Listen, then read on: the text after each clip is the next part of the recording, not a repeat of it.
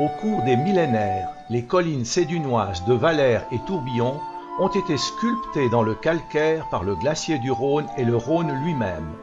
Tourbillon, au nord, est une arête de 658 mètres d'altitude orientée est-ouest, tandis que Valère, avec ses 611 mètres, se présente en 3 terrasses. Cette situation exceptionnelle du point de vue militaire n'échappa point aux habitants de l'époque. C'est au début du 2e millénaire qu'ont été construits 3 châteaux. Valère, dès 1050 après Jésus-Christ, résidence du chapitre de Sion. La Majorie, au cours du XIIIe siècle, qui deviendra par la suite résidence principale des princes-évêques de Sion dès 1373 et Tourbillon dès 1300 après Jésus-Christ. Mais ces lieux étaient déjà occupés au Néolithique. Si tous ont subi des incendies très fréquents à cette époque, Tourbillon fut particulièrement touché par les guerres qui opposèrent les évêques propriétaires des lieux aux comtes de Savoie, à la noblesse haut-valaisanne et aux patriotes. Valère, possession des chanoines et surtout église fortifiée, échappa à ce sort funeste. Nous allons nous focaliser sur l'histoire de Tourbillon.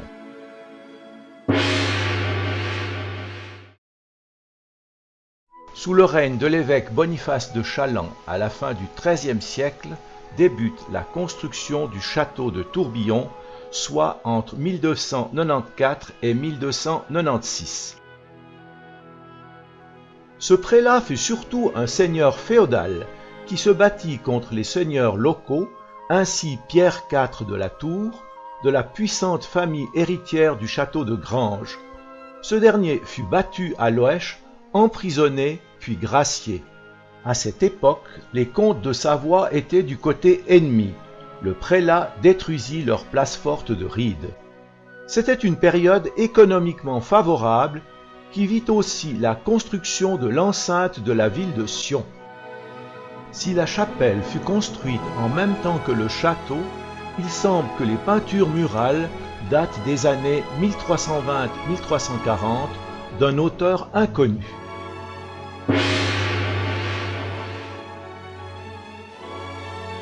En 1373, l'évêque Guichard Tavelli rachète le château de la Majorie, plus confortable et moins éloigné de la ville, mais garde un chemin direct pour accéder à Tourbillon, qui dès lors servira de résidence d'été.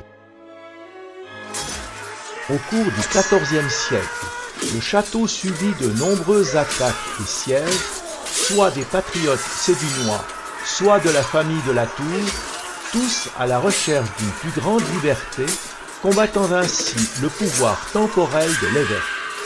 Ce dernier, en l'occurrence Guichard Tavelli, eut recours à l'assistance du comte Amédée VI de Savoie, dit le comte Vert, qui, en novembre 1352, assiégea la ville de Sion et l'incendia, en même temps que Tourbillon. En échange de cette aide, le comte reçut la charge de bailli des terres épiscopales pour 9 ans. Mais Guichard ne se sent pas en sécurité dans les murs de la ville. Il se réfugie donc au château de la Soie, propriété également de l'évêché, construit par son prédécesseur Landry de Mont. Le 8 août 1375, les sicaires d'Antoine de la Tour réussirent à pénétrer dans la forteresse et à défenestrer le prélat alors qu'il lisait son bréviaire. Les Savoyards renoncent dorénavant à leurs prétentions sur le Haut-Valais. La famille de la Tour a été expulsée du canton suite à cet assassinat du prélat Guichard Tavelli. On pourrait penser que dorénavant la paix va régner dans ce pays. Et pourtant, la famille de Rarogne, qui se trouve dans la localité et le château du même nom, a actuellement de nouvelles prétentions. Mais les patriotes ne sont pas prêts d'accepter l'hégémonie d'une nouvelle famille noble. Ce sera donc la guerre de Rarogne qui va commencer dès 1415. Nous avons d'un côté la famille de Rarogne, plus précisément Guichard de Rarogne, et l'évêque de Sion, Guillaume V de Rarogne, avec les Savoyards, mais bientôt aussi les Bernois. et de l'autre côté, les patriotes valaisans et les cantons d'Uri, Unterwald et Lucerne. C'est le premier traité du Valais avec la jeune confédération helvétique. Le conflit se terminera par la défaite des Bernois à Ulriken. La destruction des châteaux de Beauregard, Lassois, Montorgues et Tourbillon. Seul ce dernier renaîtra de ses cendres.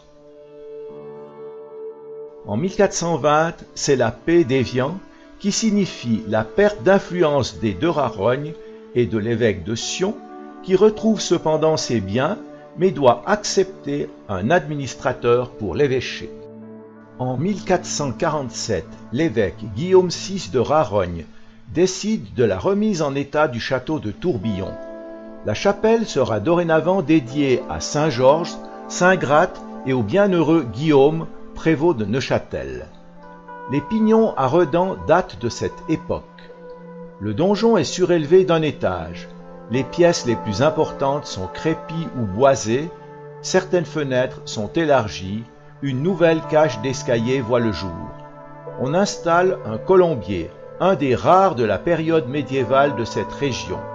La restauration de la chapelle fera l'objet d'un chapitre à part. En 1475, l'évêque Walter Super-Saxo commande à Thomas de Landsberg une fresque des deux châteaux de Valère et Tourbillon, avec Saint-Georges terrassant le dragon.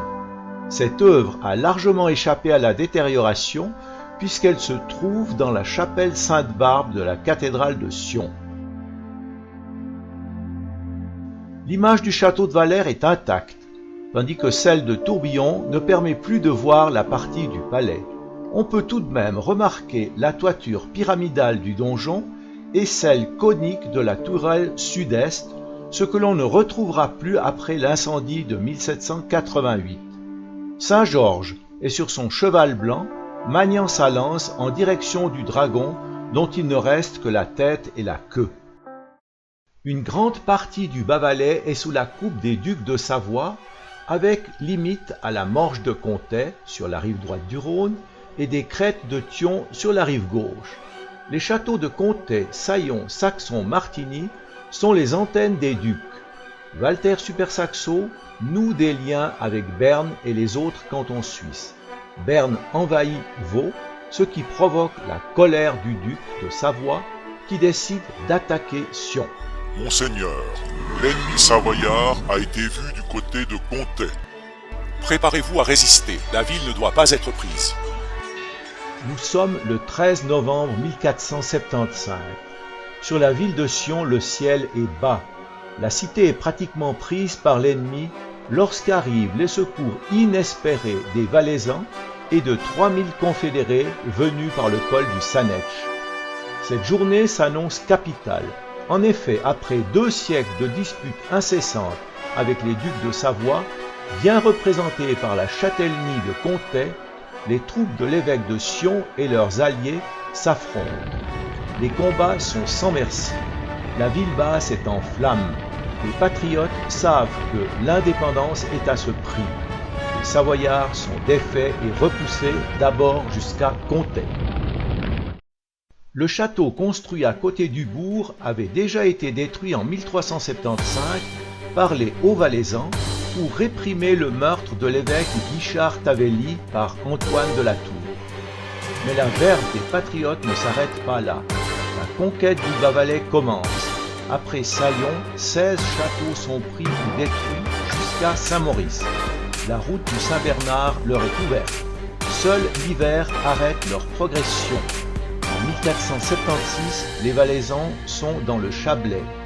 Une trêve est alors signée. Les Savoyards quittent définitivement le canton, d'abord jusqu'à Saint-Maurice, puis même jusqu'à Évian. Dans cette période, Tourbillon a été épargné, mais dès lors, la langue allemande s'impose à Sion. Le XVIe siècle est de nouveau un siècle de grande tension, même si le conflit avec la Savoie est terminé. D'un côté, l'évêque Mathieu Schinner, de l'autre, le puissant Georges Super-Saxo. L'enjeu, réduire les pouvoirs temporels de l'évêque. Tous les deux furent pour finir contraints à l'exil. Dans cette période, Tourbillon ne subit pas de dégâts d'infrastructures, mais seulement des vols de mobilier et de vivres. Au cours du XVIIe et XVIIIe siècle, Tourbillon perd de son importance, servant encore de lieu de villégiature. Le vent presque constant permet d'échapper à la fournaise de la ville, mais le confort n'est pas au rendez-vous. L'évêque Adrien IV de Riedmaten restaure l'autel de Saint-Georges dans la chapelle. Le 24 mai 1788, à la rue de l'Église, se déclare un grave incendie qui va détruire 120 habitations et 100 granges dans la partie nord de la ville, et à cause d'un vent violent, se propager à la Majorie et Tourbillon. Les châteaux sont entièrement détruits, mais aussi les archives épiscopales.